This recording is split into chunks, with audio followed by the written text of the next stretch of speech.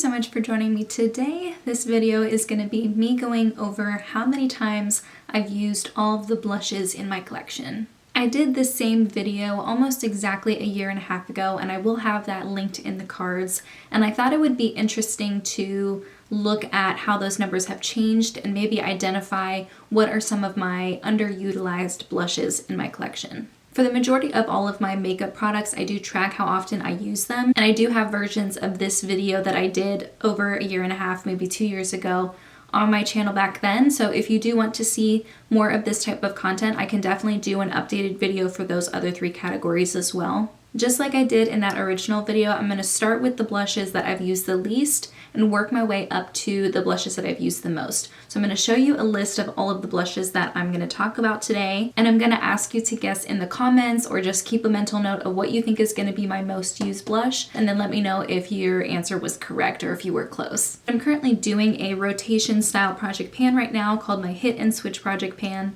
and in that I am grabbing for 2 or 3 blushes every month and using them a certain amount of times. So I imagine all of these numbers by next year will be very different because I am actively trying to focus on each blush individually. Versus in the maybe past year or so, I was actively trying to pan a blush. I finished a full-size Hourglass blush, and so that one I was obviously focusing on more. I think that was one of the main reasons why I didn't reach for a lot of my newer blushes, which is something I plan on doing differently this year and hopefully from now on. I have 15 blushes to talk about, and I'm going to start from the ones that I've used the least, and it's no surprise that the 3 blushes that I've used the least are my 3 newest blushes. I have 2 blushes that I've only used 1 time. The first one is one that I just got in the mail a few days ago, and that's the Colourpop Heart Blush in the shade Flirt Alert. I was so excited when they came out with these again for Valentine's Day. I knew I had to get one. Part of me wants to get more, but I'm just gonna stick to 1 for now. And this one I've only used 1 time, and I did really like it. It is a more like mauve blush, which I do appreciate.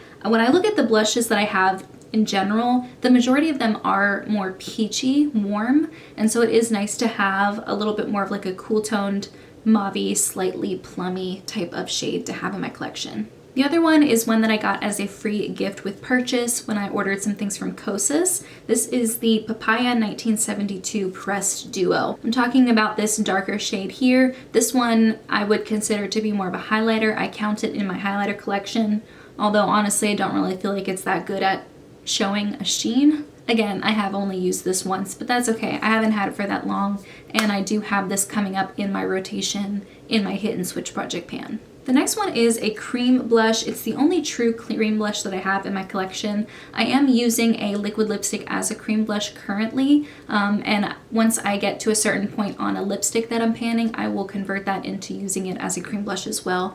But this one is an actual cream blush, and this is from Merit Beauty. I have the shade Beverly Hills. This is a really nice, like, natural flush color for me. I only got this a few weeks ago. I got this in PR. I've used this 4 times, and I find that my favorite way of applying it is putting it on top as like a last step type of product. I just go in and put this on my cheeks once I already have like my powder and everything, and I feel like that gives me the most pigment and also helps it last the longest. And one of my favorite things about cream blushes is that I can use them with powder blushes to increase longevity and have it be more pigmented. So I do imagine that I'll get a lot more use out of this because I'll be mixing it with other powder blushes. This next one is from Essence, and it's in the shade Blooming. It's called The Blush, and this is super light. I mean, if you can see, it's almost exactly the same color as my skin, and so I don't use this on its own. I kind of use this whenever I want to tone down the blush that I'm wearing, or maybe I want to slightly change the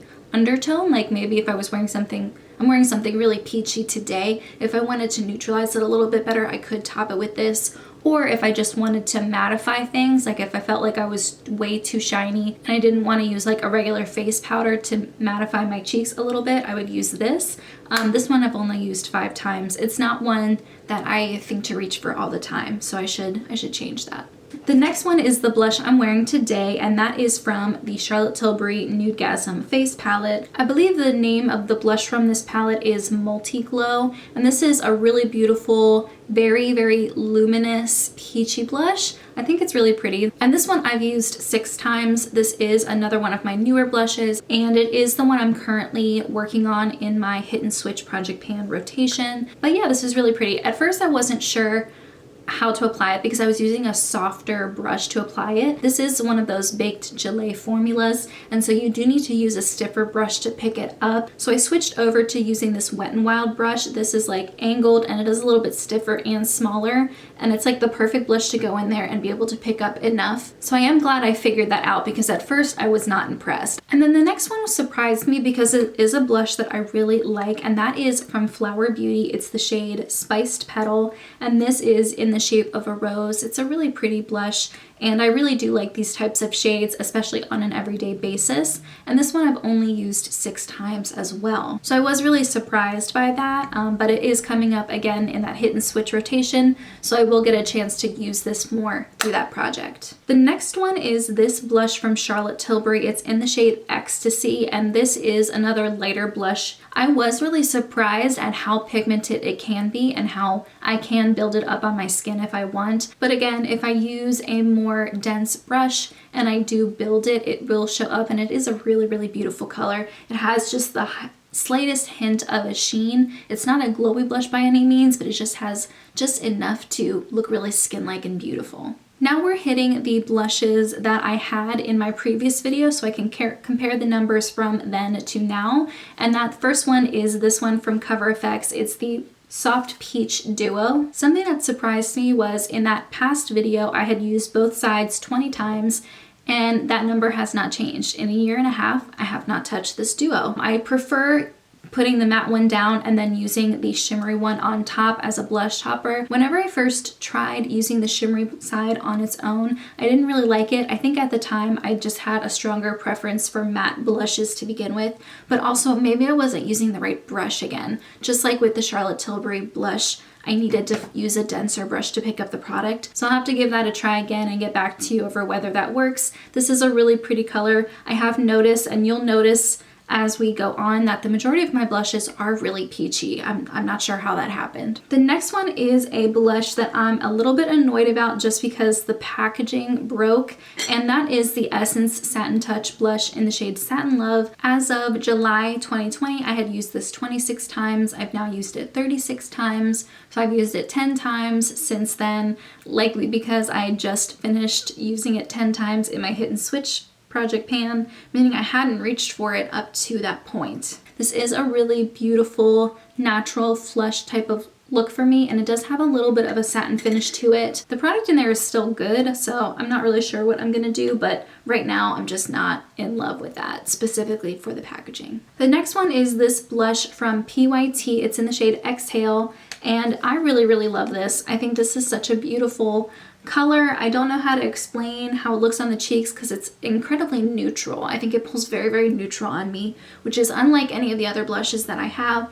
And it does look really light in the pan, but it does build beautifully. And in July of 2020, I had used this 21 times. Since then, I've used it 36 times total, meaning I've used it 15 more times in the past year and a half. I have worn away the letters that are on the pan, and I don't know, this is something that I could definitely see myself, you know, trying to hit pan on down the line because it is a beautiful everyday color that I really love. The sun just popped out, so I had to lower my curtain a little bit. The sun might be changing the light every once in a while, just as a heads up.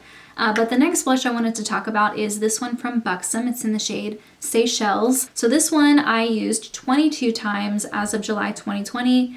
Now I have used it 19 more times for a total of 41 uses. This is one that I think is really beautiful. It's one that I can rely on, and it is good when I want something a little bit more neutral depending on what I'm wearing on my eyes, but I still want a color to be deposited. Like I still want to look like I have a flush. This next one is one that I just used in a 3 Looks 1 palette video, and that's from Urban Decay. It's one of their bronzers in the shade Sun Kissed. I don't think that they actually make this anymore, but but I've mentioned I use this as a warm blush. I don't ever use it as a bronzer, and I had used it 35 times in that original video, and I've used it 26 more times for a total of 61 uses. Again, this is a really great blush for whenever I don't want something too cool toned or too peachy or too hot pink that won't take away from the other things I have on my face.